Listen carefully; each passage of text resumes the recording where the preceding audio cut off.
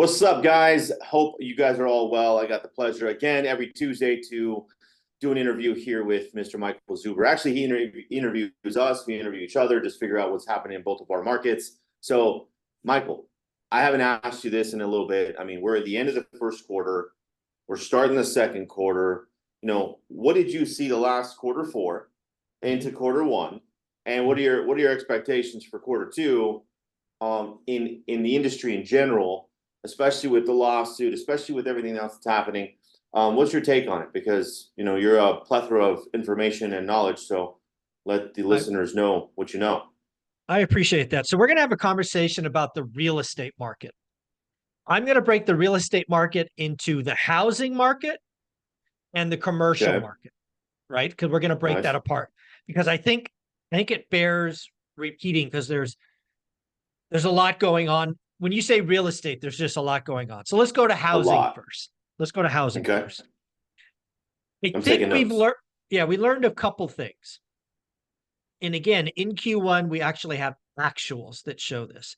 I believe, as of right now, recording this the first week of Q2, that 7% interest rates, anything north of 7, so above 7, which we are currently at today, is just enough to slow down the housing market. Now, when I say slow down, I mean less bidding wars. When we had rates go under 7, we went right back to crazy behavior, 20 bids, over asking, waiving this, waiving. That is not healthy. So I think we have learned that the consumer, certainly below the median, is interest rate sensitive, and anything with a 6 good, 7 bad. There's still going to be transactions. We're still going to do 4.2 million, all of those things. That'll all still happen. But it's above 7 is just enough that we can start building inventory. Now, when we talk about building inventory, it's fair to say that we've built inventory for 20 weeks in a row. Shout out Altos Research for that data. This is all national. Everybody should do their own buy box, but these are all national stats. So inventory's been building for 20 weeks. We are about 25 or 26% above last year. That is all good news. However, we're still 30% below pre-pandemic. So we're increasing, which is net good, but it's still way below where it needs to be. Second, I've talked about this for a long time and still believe it is true. We have a bifurcated housing market. Generally speaking, without splitting hairs too much, below the median, clean, below the median, on fire. Above the median, and certainly the farther you get away from the median, the slower the market is. It's days out. Like I talked to Adrian about Orange County, like 3 or 4x the median. It's like 300 days on market. It's something like a year to sell a home. It's stupid. So I think the bifurcated market still plays. Also in the housing market, because you're in Southern California, I think there are some markets that got oversaturated with Airbnb, like Palm Springs, that are just going to get annihilated. Big Bear. Yeah. Big Bear. Going to get annihilated, right? And that's okay. I mean, if you have bad assumptions and the rules change, losses happen. But generally speaking, the housing market outside of maybe Southwest Florida, outside of maybe Austin and some other cities, the housing market's not going to crash. It's just not. I'm sorry, folks. The national housing market for 2024 will post something like +3 to +6, nationally speaking. Median home price, not a crash. But because you're in the industry, you're only going to do like 4.2 million sales, which is up from last year, but still down from what is normal. And then the NAR settlement. Let's round out housing. It's going to add complexity and confusion in the market. To everybody. Everybody. It's just like, it's going to be like too hard.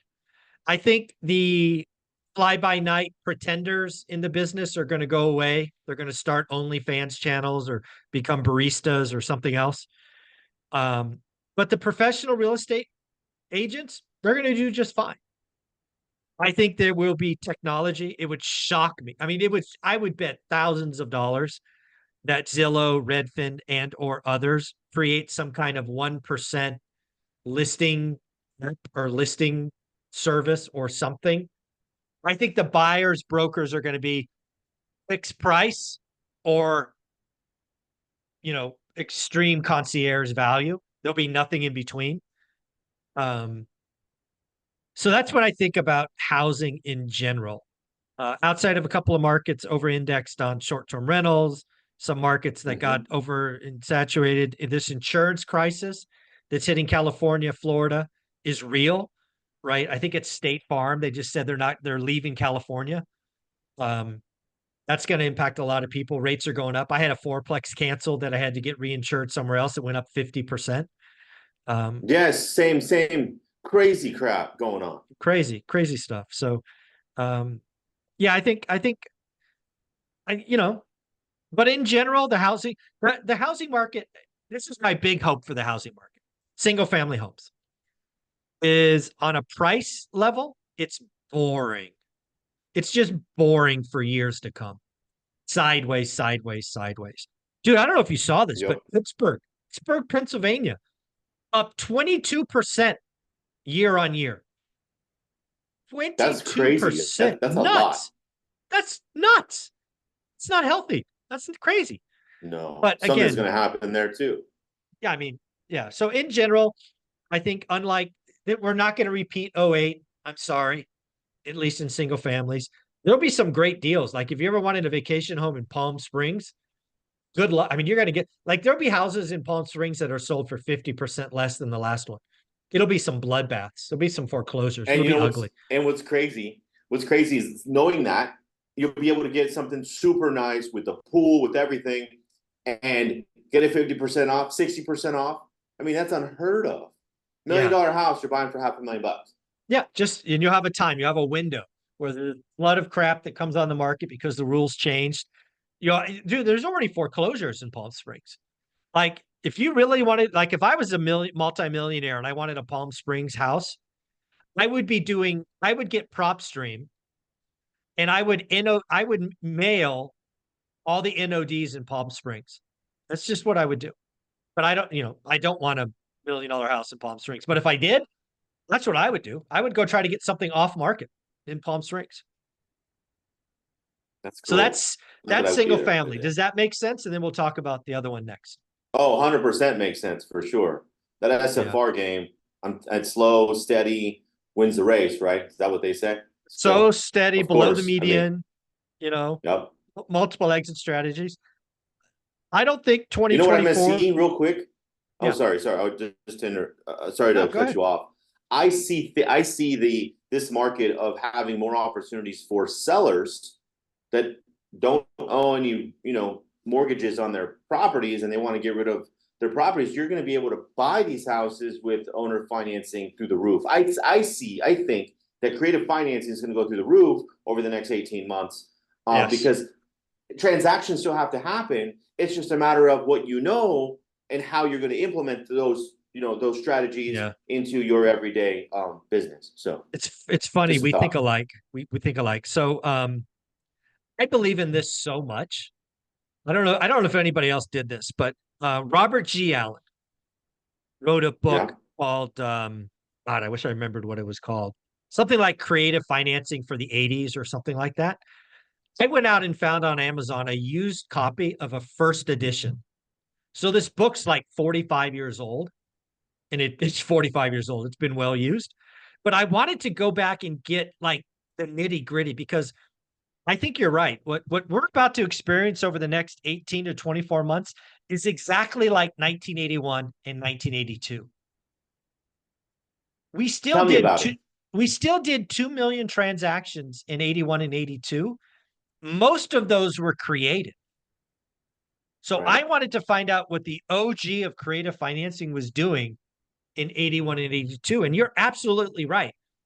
I think creative financing is going to go through the roof. And here's a gift for you.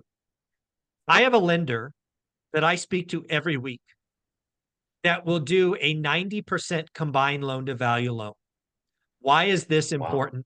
Why is my belief that this 90% CLTV is the best lending product for guys like you and me who are creative and willing to work? Here's the deal. I could give a seller their price. I get my terms. Now, what makes up the 90% CLTV is 50% lender money, velocity, 10% my money. So the seller could walk away with up to 60% cash. And then the seller takes back 40% as the second. So I call it a 50, 40, 10. But here's the power, Omar. I get to set the interest rate on the 40%. So if I'm giving the seller their price, I have already negotiated a 1, a 2% second.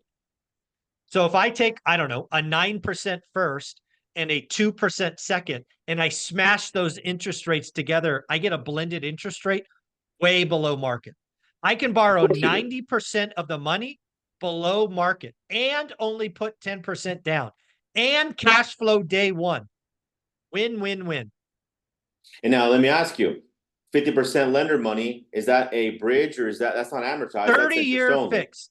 30-year fixed. 30-year fixed on the 50. Principal and interest. You can do 10-year interest only, but 30-year fixed. No bridge, no refi period, none of that stuff. If rates go down, refi. They don't, keep it. Keep it. The 40%, that's your terms. I'll do 1 to 2% interest only. Yeah, for 10-year interest only. I would do anything less than 10 years. Solid. Now here's the magic. Here's the freaking magic of this program. I can do these on houses. I can do these on multifamily. Anything. Yeah. I could do them on a portfolio. One of the last deals we did, seller financing, we bought 14 units. Fourplex, triplex, 3 houses. 50, 40, 10 all day long. Give the seller their price, which is about, so in this example, the seller wanted a price that was about 100 grand more than I wanted. However, after talking with them, and this takes conversations. This is not a one call close. No. We met him. We did all these things, right? Of course. So we gave him his price. We actually got him down like 25 grand. So I was only overpaying about 75 grand. But I got the second at 2%. Damn. For I think we got 15 years. I think we got 15 years. Because he got the price he wanted. Yeah. Of the 60%. Right. Yeah. Right. He got a big chunk of cash at close. He owned him free and clear. He depreciated him to zero. He got a bunch of money that he can go do crazy stuff with. And he's still getting income. And he saved on taxes and all of these things. So I do agree with you. The last thing I'll say about, and I was going to use this as a bridge so we think alike. Yeah. This 90% CLTV, the only person I know that does it is Velocity Mortgage. I work with Stephen Dow. He's on my channel all the time. Look him up. But I plan to buy a lot of units this way. Dude, I could buy 100 unit a building this way, 50, 40, 10. Overpay, get long-term fine. Again, and I say this, I get 30-year fixed rate money on an apartment. People can't do that. I can't. You can't do that, yeah. I can. Providing, right, obviously providing. Everybody thinks you can't, but you can if you know the right people, the right lenders. And anything over the 5 units or anything over 4 units is based on the rent anyways. Yeah. So the pro forma is there, and then if you're at break even, you know that there's still an upside with 15 or 20 different doors that get increased.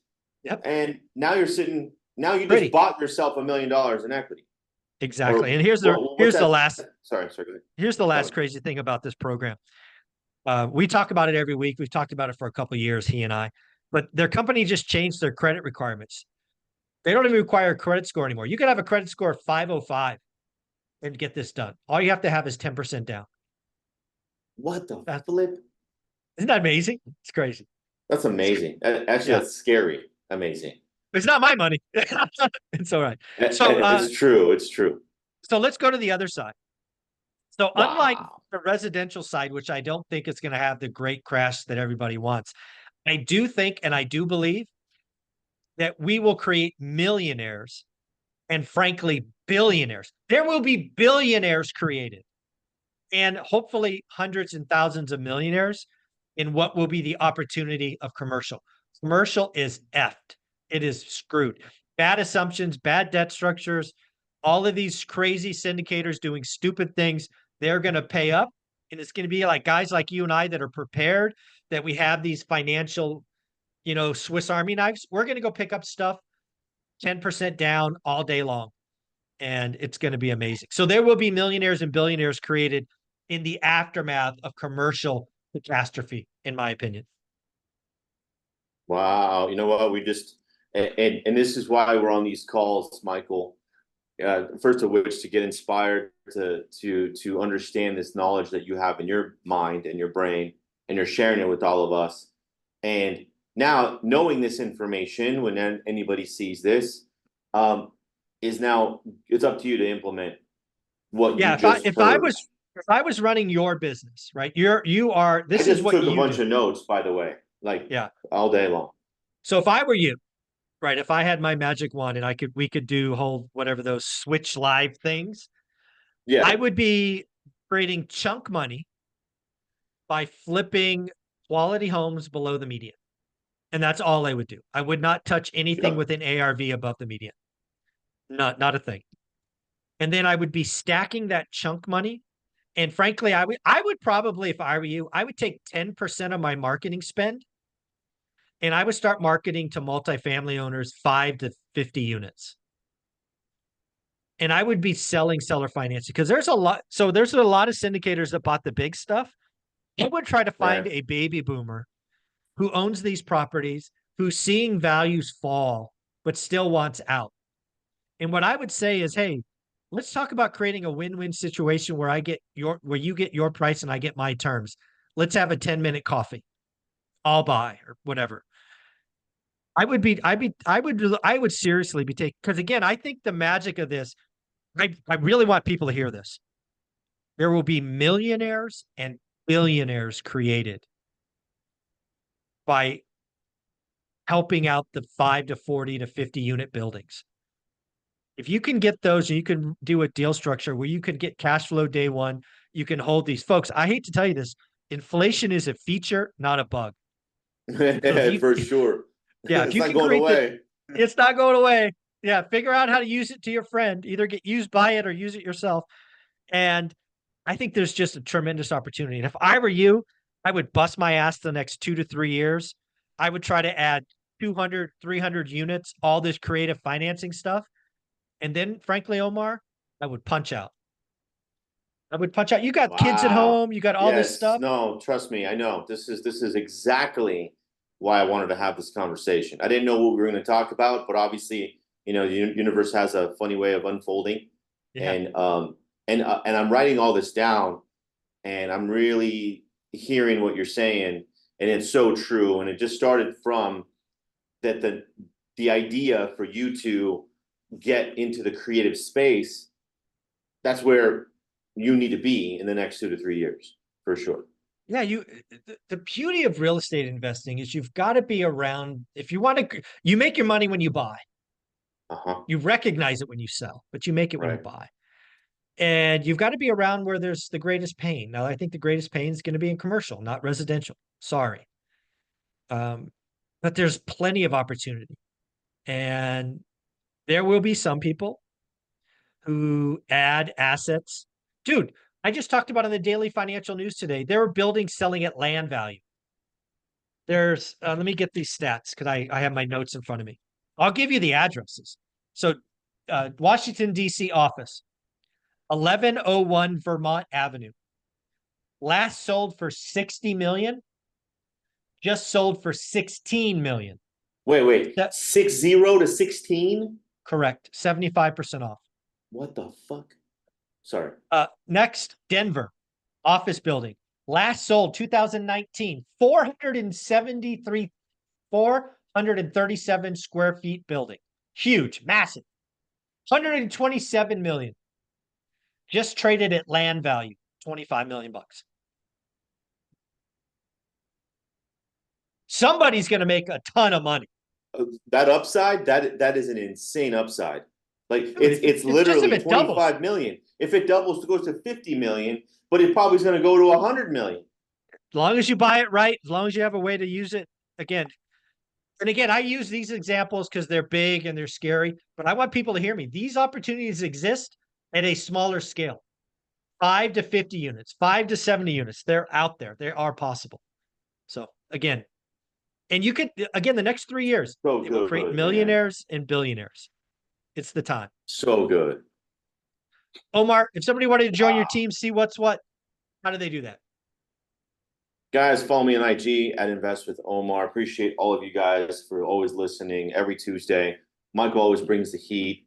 And if you guys weren't taking notes on this episode right now, you know, just the good thing is you can go back to our playlist and check it out. But take the notes, man. I'm telling you, if I'm doing it and I'm putting it in Slack right now to myself so I can review the notes, there's something there. That this is gold that you guys are like letting just fizzle away if you're not writing it down. So thank you, buddy. Michael. Appreciate take care. you, man. You got it.